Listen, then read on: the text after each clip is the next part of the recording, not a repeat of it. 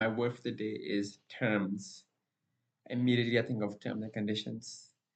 I remember when I was making my company's website, I couldn't find that copyright logo. It was all I was using Canva, the free version of it, and it was all under the pro one, so I couldn't do it.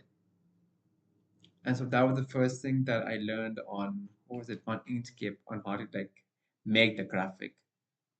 And it's a very simple graphic, it's like a C with a circle on it. It's like it's not. It's it's pretty like it's very basic. It's like I think anyone could do it.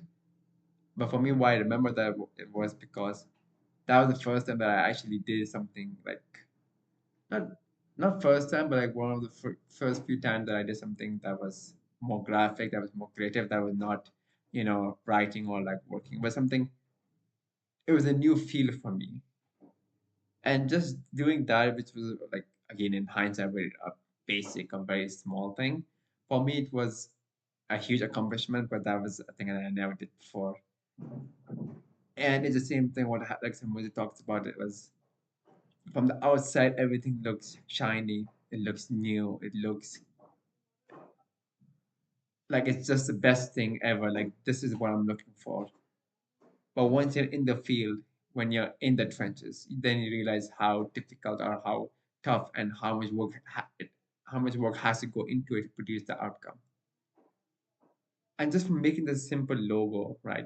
I realized the amount of dedication, the work, the creativity the graphic designers need to produce those visually stunning pieces. It's not just the equipment, like you can buy the equipment, but to have the creative mindset to create something that sparks curiosity, that engages right away, that is, I don't know, for me that's I don't know if there's science to it or not, but it feels to me it's a very creative process, and it's either you have it or you don't. That's the way I see it. And I'm pretty sure, I mean, I guess I think maybe not that's not the case. I think maybe if I were like passionate about it, or maybe not passionate, but if I was had that pull towards doing it, I would put hours into it and apply the mastery form of it, or the mastery rule, once I give it a 10,000 repetition and see where you are at.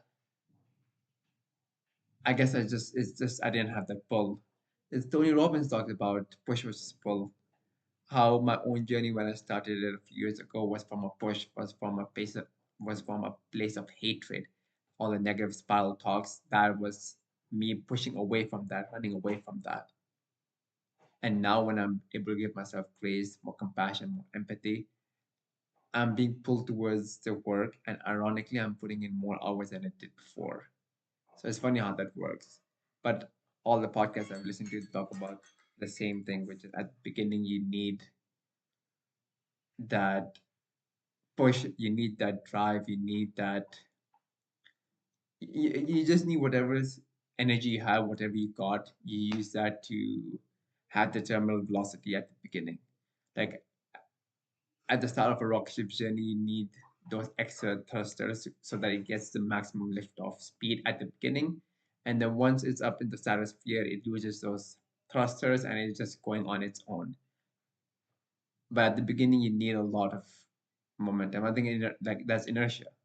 Like you need a lot of energy to get any sort of change. And once you're in motion, then you tend to stay in motion. Was that Einstein? Was that it was his law? Or maybe no, I think it was Einstein. Yeah. So yeah.